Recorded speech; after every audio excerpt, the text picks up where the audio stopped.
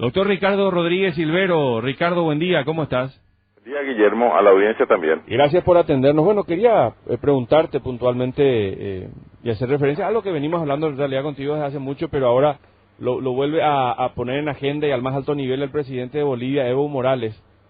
Cuando es indagado en su país sobre el por qué no se distribuye la riqueza en Bolivia o por qué Bolivia no crece como Paraguay en todo caso, ¿verdad? Porque Paraguay tiene grandes niveles de crecimiento macroeconómico en comparación a Bolivia, y él dice, no, pero la riqueza en Paraguay queda en pocas manos y va afuera del país, queda en muy pocas manos. ¿Vos coincidís con esa visión?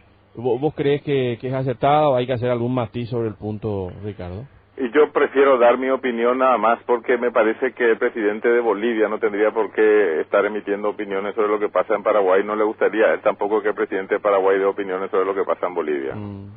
¿Se entromete entonces? Desde el punto de vista técnico yo te puedo decir que el crecimiento económico en Paraguay es altamente volátil y desigual. Desigual significa que está en beneficio de unos pocos encumbrados en la pirámide poblacional. Son todos los estratos superiores y algunos estratos de la clase media que están logrando una movilidad ascendente. Ellos son los que se benefician de este tipo de crecimiento económico, mientras que hay una parte de la pobreza extrema, que afecta aproximadamente a 800.000 personas más o menos. Eso depende también de si es época de inundaciones o no. Si es inundaciones, eso llega al millón. Pongamos que estén 800.000 personas en Paraguay que pasan pobreza extrema. Sí.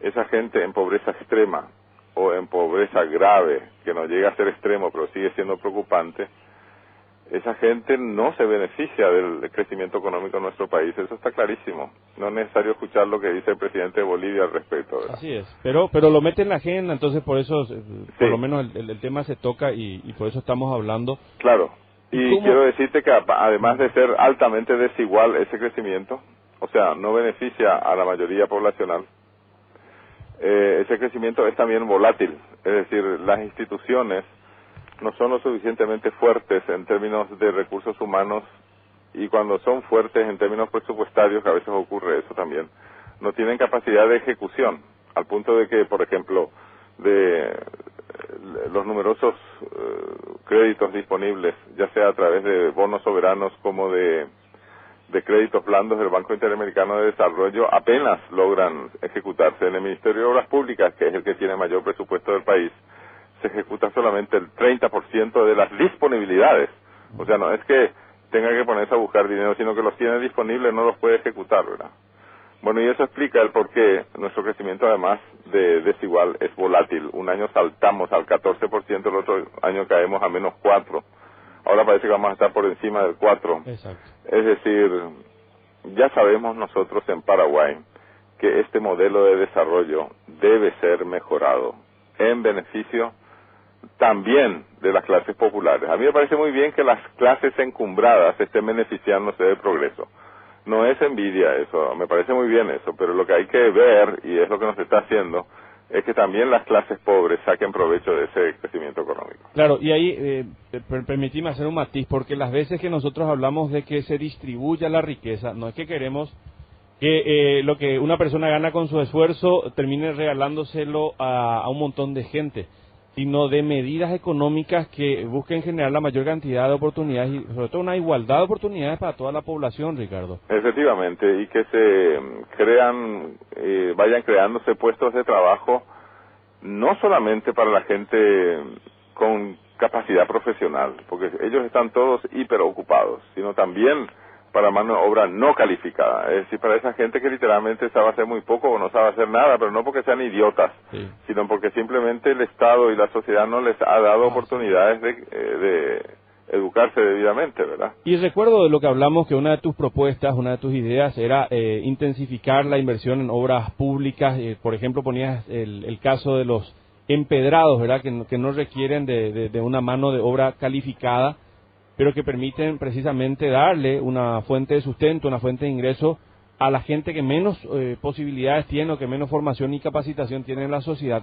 A propósito, ¿cómo ves lo que se está dando en el ámbito de las obras públicas de este gobierno desde que asumió hasta ahora? ¿Te parece que hay inversión, falta? ¿Harías algún matiz también sobre el tema? Hace falta urgentemente capacitar a los funcionarios del Ministerio de Obras Públicas y Comunicaciones, especialmente en el área relacionada con formulación de proyectos.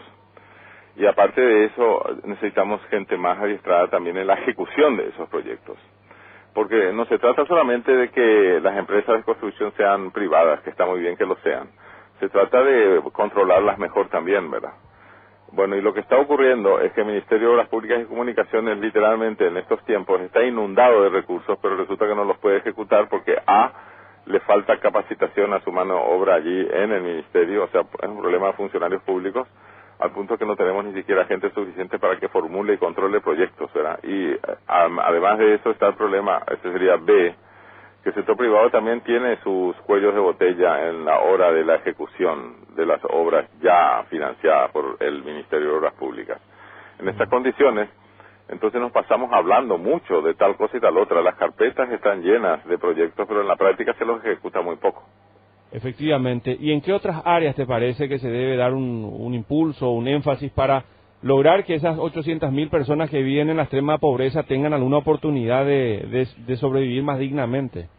Y yo creo que lo que se puede hacer, se está haciendo ya, solamente que hay que hacerlo mejor. Está el problema de asistencia monetaria condicionada, se llama, a esas transferencias que mensualmente se realizan a los hogares muy pobres, pero condicionada porque para poder acceder a esas transferencias de dinero que tienen importes muy bajos. Creo que está por 250.000 guaraníes por familia por mes, ¿verdad? Sí, sí, sí. Es poco eso, pero igual les sirve por lo menos para sobrevivir.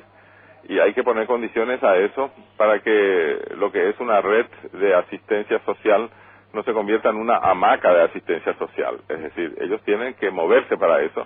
Por ejemplo, en el caso de los hijos en edad escolar, tienen que presentar certificados de asistencia a los colegios, a las escuelas. Tienen que presentar certificados de vacunación, que se han vacunado contra determinadas enfermedades típicamente infantiles. Ese tipo de condiciones hay que empezar a poner y se está poniendo. Solamente que hay que manejar mejor también eso, porque ya en los gobiernos anteriores se ha podido constatar que hubo también un desvío de fondos para transferencias monetarias condicionadas. Es decir, eso hay que hacerlo mejor. Pero aparte de los empedrados que mencionabas, sí, yo creo que son todas las obras viales las que necesitan mayor impulso. Por ejemplo, hay comunidades campesinas que todavía están detrás del bosque. Ahí hay que empezar a machetazo limpio a abrir caminos.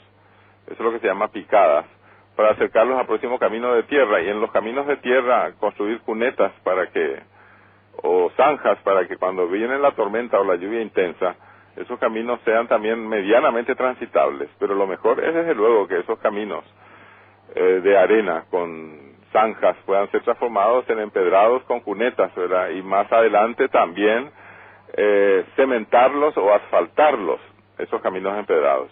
Es decir, todo lo que sea obras viales así de baja categoría, este país las necesita urgentemente, no se necesita mayor capacitación de mano de obra para eso. Aparte de eso, veo que las cámaras de construcción están ejecutando una tarea sumamente útil, por cierto, que consiste en brindar adiestramiento ambulante a los, a los obreros o trabajadores que no tienen ninguna preparación. Se los educa in situ, es decir, en sitio de obras, a preparar mezclas, a construir cementos, a construir murallas, ese tipo de cosas, ¿verdad? Eso es sumamente necesario para combatir la pobreza extrema. Ricardo, finalmente, y te quiero sacar del tema, pero quiero tener también tu visión. Este boom inmobiliario que se está dando principalmente en el área metropolitana, no sé, me supongo que en el este también habrá un encarecimiento de las propiedades notable, pero en el caso de Asunción, también algunas ciudades vecinas, hay precios que vos decís que son imposibles. Departamentos de $700,000, $800,000, te dicen, está todo vendido, ya hay una preventa y ya tenemos solamente 2 o 3 disponibles.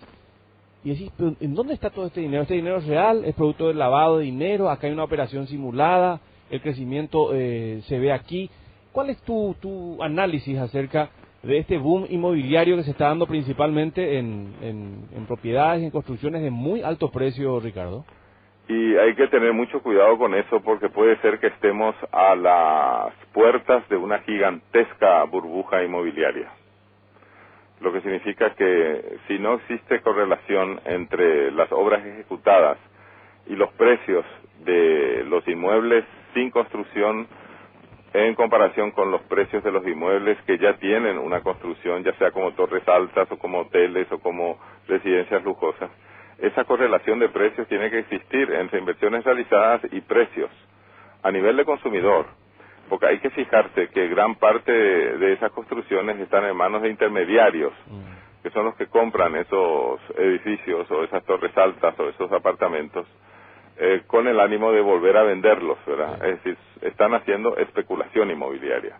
Eso ciertamente hasta cierto punto es necesario, pero debe estar también bien controlado por los mismos interesados, que son los intermediarios, pero también por el Estado, a los efectos de que nos estemos dando nosotros aquí nacimiento a una gigantesca burbuja inmobiliaria que eche por tierra posteriormente los esfuerzos y las inversiones de tanta gente, sobre todo a nivel de intermediación. Y quiero poner un ejemplo. Sí. Si en la zona corporativa, que así se llama, esa zona que tiene un radio de 5 kilómetros, digamos, y que tiene como epicentro aviadores, el Shopping del Sol, por decir algo, ¿verdad? Sí. Toda esa zona corporativa ha sufrido aumentos de precios de inmuebles y construcción o construcciones de poco valor.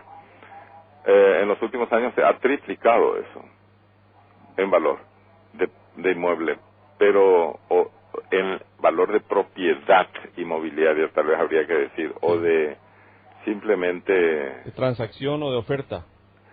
No, lo que hay que encontrar es la palabra que designe a un inmueble que todavía no tiene construcción o que tiene una construcción de casa pobre.